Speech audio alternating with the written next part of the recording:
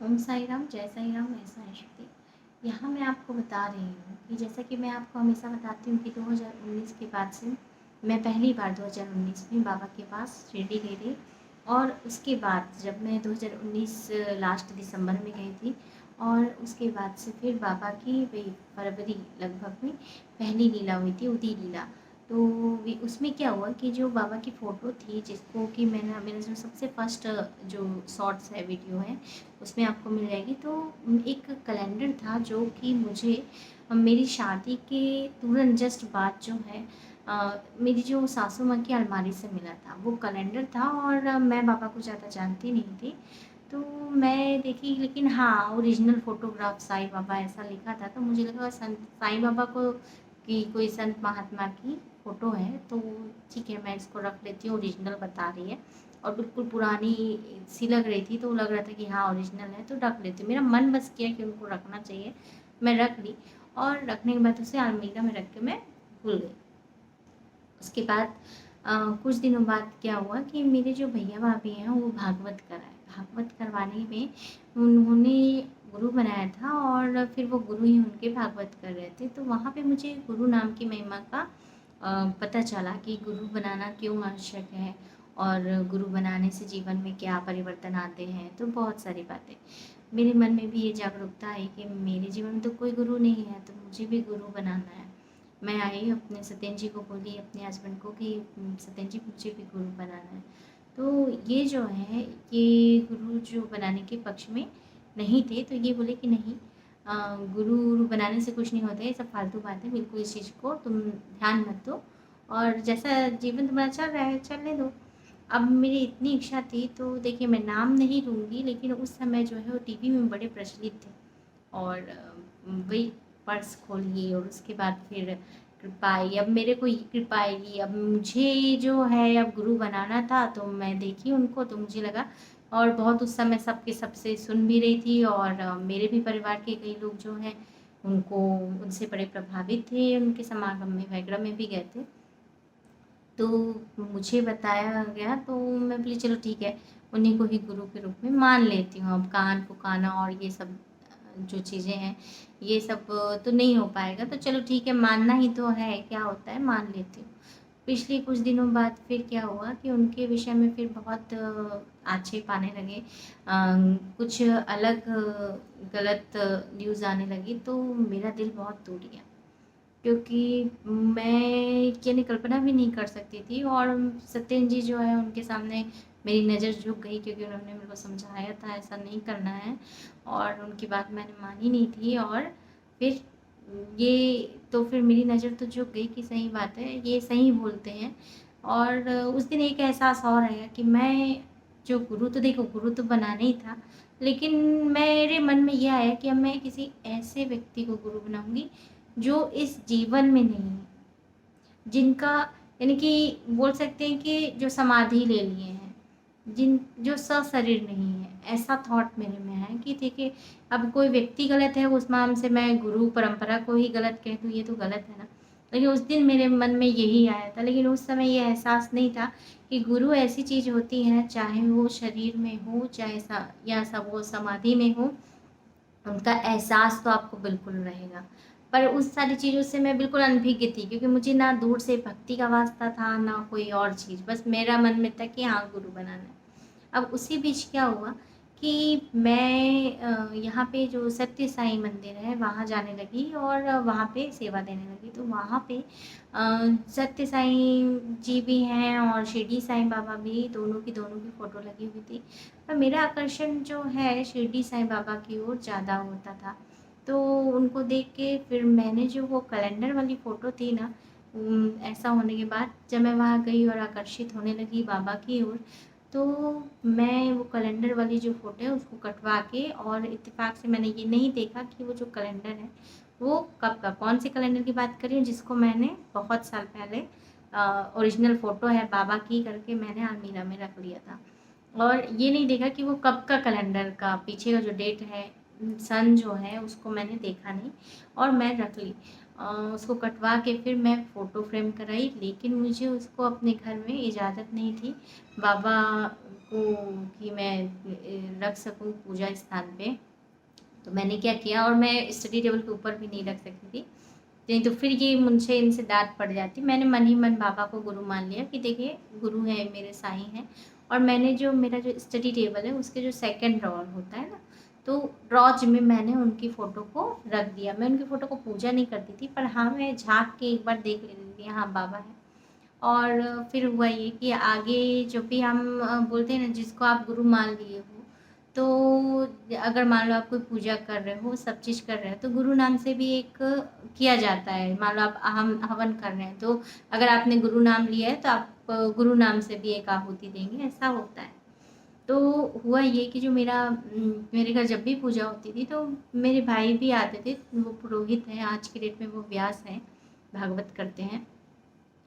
तो उनको मैंने कई बार कहा कि मुझे पूजा जब हो रही है तो मैं बोली देखिए मैंने भी तो गुरु माना है और मुझे भी हवन करना है, मेरे गुरु नाम से हवन कर दीजिए। तो इन लोग मुझे मना कर देते थे कि नहीं, आपको हवन नहीं करने देंगे, क्योंकि आप जो है कोई आपको गुरु नाम का दीक्षा नहीं मिला है, आपके गुरु आपका कान नहीं फूके हैं।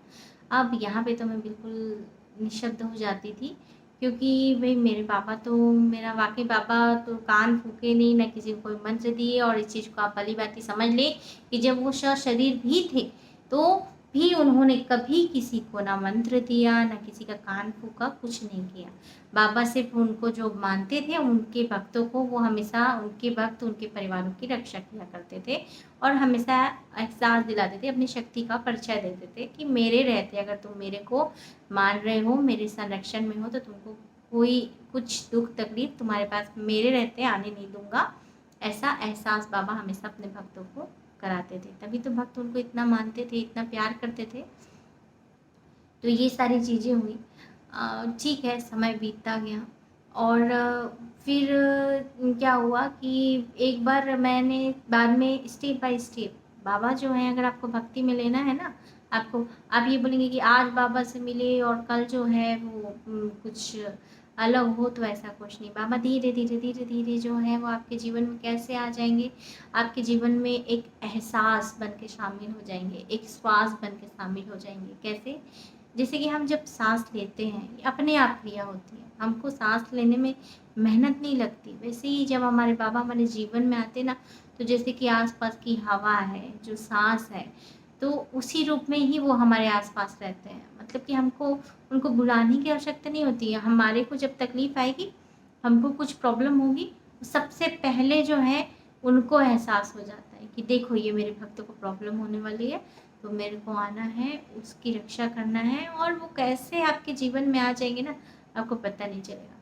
तो वो जो साईं सच्चरित्र मैंने फिर ऑर्डर किया, और जब जैसे ही पूरा जीवन ऐसे ही थोड़ा चला, 2 साल ऐसे ही चला, फिर साईं सच्चित मैंने ऑर्डर किया। साईं सच्चित ऑर्डर करने पे मैं उस साईं सच्चित को पढ़ना चाहती थी। इस बीच जो है, मैंने जो बाबा की, जो 2 साल तक तो बाबा मेरे लॉज में ही रहे, थोड़ा सा हिम्मत करके मैं बाबा को अपनी स्टडी पे टेबल, जैसे मैं पढ़ रही हूँ तो स्टडी पे टेबल के जस्ट ऊपर मैंने उनकी फ़ोटो रख दी। और हालांकि ये मेरे को देखे उस समय, क्योंकि मैं बताई ना आज बाबा को वो मानते हैं सत्येंद्र जी, लेकिन उस समय बाबा को सत्येंद्र जी भी नहीं मानते थे। लेकिन थोड़ा सा देखे, लेकिन ये कुछ कहे नहीं मेरे को। मैं भी डर डर के रखी थी, और मैंने इनको जैसे ही ये कुछ कहे उससे पहले मैं कह दी कि बस ये बाबा की फ़ोटो में स्टडी टेबल है, बस सामने में ही रखूँगी, देखूँगी और पढ़ाई करूँगी, आप उसकी चिंता मत कीजिए, और कुछ नहीं करूँगी। तो ये भी बोले चलो ठीक है, कुछ नहीं कहे मुझे। हुआ एक दिन, बोलते ना परिवर्तन जीवन में कब आता है, एक मूवमेंट रहता है, एक मूवमेंट जो है वो आपको कैसे बाबा की ओर खींचता है, वो समय कब आया ये बता रही हूँ। तो साईं सचेत मैंने ऑनलाइन मंगाई, और जिस समय वो आई तो ऐसा समय था कि वो मेरा महीने का समय चल रहा था और मुझे उसको छूना नहीं था। लेकिन ना, साईं सचेत के विषय में मैंने इतना सुन रखा था, यूट्यूब में इतना देखा था कि मुझे एकदम लगा कि नहीं, ये जो है मेरे को पढ़ना ही है, और मैं कैसे करूँ। मैं सत्येंद्र जी को बोलती तो सत्येंद्र जी तो बिल्कुल नहीं करते, क्योंकि मेरे को मालूम था उस समय पॉसिबल ही नहीं था, तो इसलिए मैंने उनको कहा नहीं। तो मेरे देवर जी भी साथ में ही रहते, तो मैं उनको बोली कि भैया प्लीज़ मेरे को आप इनका 1-2 ही स्टोरी सुना दोगे, क्या है? तो उन्होंने भी मना कर दिया। तो मैं जब ये सारी बात कर ही रही थी, अब वो जो मेरे मन में ना एक मैं उस पुस्तक को नहीं पढ़ पा रही हूँ, तो एक आंधी-तूफ़ान सा, एक बेचैनी जो है मैं आपको बता नहीं सकती, तो वैसी थी।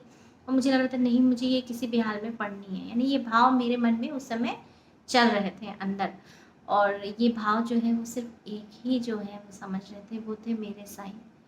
उसके अलावा इस भाव से कोई परिचित नहीं था। और जब ये बात मैं कह रही थी, उतने में ही मेरा जो बेटा है वो आता है और बोलता है कि माँ, बाबा की उदी आ रही है, विभूति आ रही है। उदी शब्द से हम परिचित नहीं थे, क्योंकि बाबा को जब हम जाने तब हमको ये पता चला कि विभूति को ही उदी कहते हैं। तो मेरा बेटा आया, ये वो इसलिए करता था, इसलिए जानता था, क्योंकि जब मैं बाबा से जुड़ती गई तो मैं जैसे बोलती हूँ ना, ये जो यूट्यूब है और जो मेरा भी चैनल बनाने का उद्देश्य है, क्योंकि मेरे जीवन में यूट्यूब ने बहुत महत्वपूर्ण भूमिका निभाई है भक्ति को मेरे जीवन में लाने के लिए। क्योंकि जब मैं बाबा को नहीं जानती थी, तो मैं कहाँ से सोर्स इकट्ठा करती। मेरे आसपास भी उतने ज़्यादा लोग नहीं थे कि मैं वो मुझे बता सकें, या उनके पास सुनना भी है तो मेरे को कहीं जाना होगा। लेकिन यूट्यूब एक ऐसा माध्यम था कि घर में ही मैं ये बाबा की जो भी, जिनके घर में जो भी कभी लीला हुई रहती है, वो यूट्यूब में डाल देते हैं।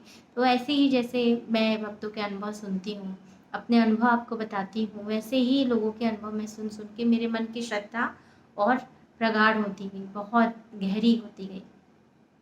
मेरा बेटा आया छोटा, मेरा रिशु, और मेरा बेटा जो है वो सबसे ज़्यादा बाबा की लीला देखते थे। तो वो आया और अचानक से आया, बोला माँ, बाबा की उदी आ रही है। और वो हम सब टीवी ही कमरे में बैठे थे, वो कुछ लेने गया था एक्चुअल में।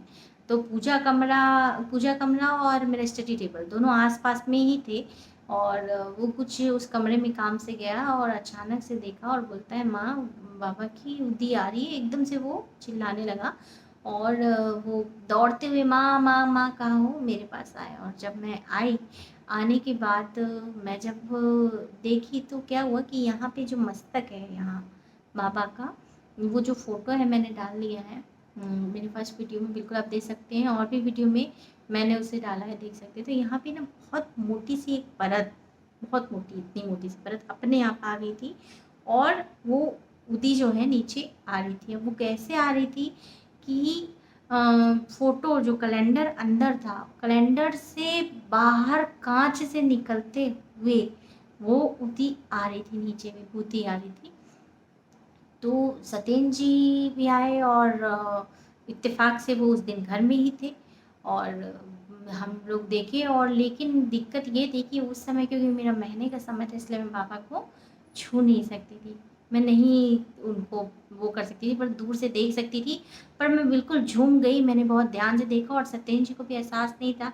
और वो तो मानते ही नहीं थे। तो उन्होंने क्या किया, जो वहाँ पर की जो उदी थी, जैसे माथे की उदी, तो वहाँ पर से लिया और टच कर लिया और खा के वो देखे। तो उनको भी वो था, और वो एक अलग चीज़ थी, क्योंकि जो उनकी उदी का जो कलर है वो एक अलग कलर था, थोड़ा वाइट वाइट सा था, एकदम चिकनी सी, एक खुशबू थी हल्की सी, और ऐसी कोई चीज़ हमारे यहाँ थी नहीं। तो वो फिर जो है वो मैं जब पहली बार बाबा का देखी, और वो जो माथे में जो इतना पूरा पूरा, यानी कि वो जब उदी जब आ गई, और फिर मैं जब बाहर, हम लोग पूजा पाठ किए। हालाँकि सत्येंद्र जी को विश्वास नहीं हो रहा था, और मैं तो एकदम झूम गई थी, क्योंकि मैं और मेरा बेटा और हम लोग सब देखे थे ना कि बाबा ऐसी लीला करते हैं, और ऐसी लीला करते हुए भी देखे थे हम यूट्यूब में। तो मेरे को मालूम था कि हाँ, ऐसा है। और फिर जब उदी आनी बंद हुई, मैं शाम की कोचिंग गई।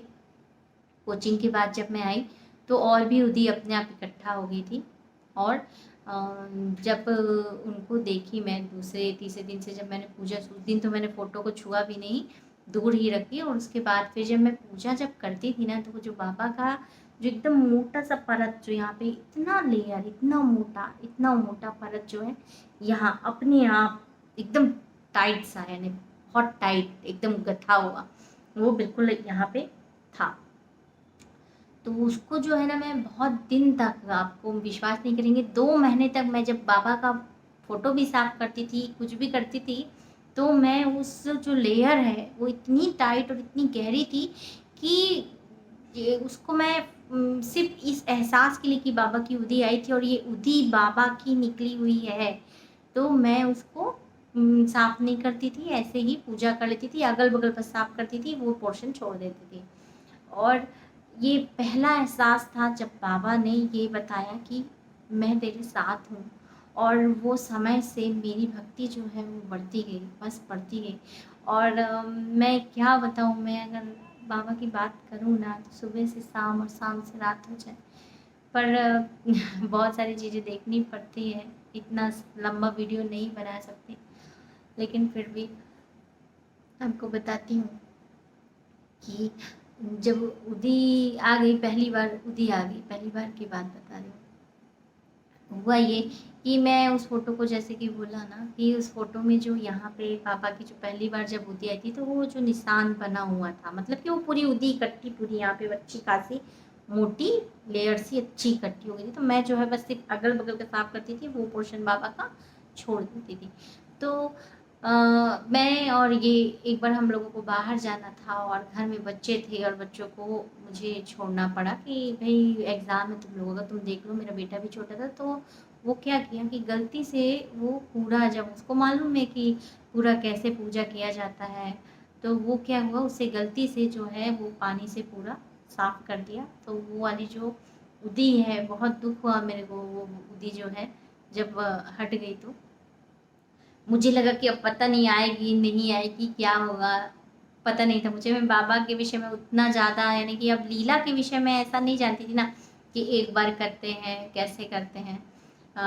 तो मेरे पास उस फ़ोटो में हुई थी, तो मुझे लगा कि अब पता नहीं दोबारा उदी आएगी कि नहीं। हालाँकि बाबा की उदी बाद में 3 बार और आई थी, और जब आई थी ना, जब तो नेक्स्ट टाइम जब आई थी, तो बाबा की उसी मस्तक से ही उदी आई है। अभी तक जब भी उदी आई घर में बाबा की, मस्तक से, यहाँ पे मस्तक से उदी है। मस्तक में जब लास्ट में जब आई थी ना, तो एक छोटा-सा पदचाप, बिल्कुल एकदम छोटा-सा, किसी बच्चे का चप्पल सा एक निशान होते हैं ना, पदचाप बोलते हैं ना, तो वैसे ही वाले पदचाप भी आए थे। ये सारी की सारी लीलाएँ मुझे आपको, जितने भी साईं भक्तों तक पहुँचाना है, सिर्फ़ इसीलिए कि आज जो बाबा को लेकर विवाद हो रहे हैं ना, इन सारी चीज़ों में मत पड़िए। आप सिर्फ़ बाबा को फ़ील कीजिए। अगर आप बाबा को फ़ील करते हैं, अगर आप बाबा को प्यार करते हैं ना, तो बाबा आपको आपसे कहीं ज़्यादा प्यार करते हैं।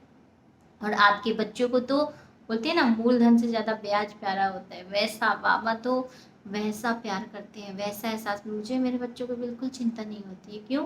क्योंकि मैंने तो अर्पण कर दिया अपने बाबा को अपने बच्चे। मैं अपना हर कर्म अपने साईं को अर्पण करती हूँ। तो मैं अपने बच्चों को, मेरा परिवार सब बाबा जाने, तो बस इसी विश्वास के साथ आप कीजिए। और अगर आपको साईं भक्ति चैनल अच्छी लगती है, अच्छा लग रहा है, तो सब्सक्राइब, लाइक और शेयर ज़रूर करें साईं भक्तों को। और आज के लिए बस इतना ही। ओम साई राम, जय साई राम।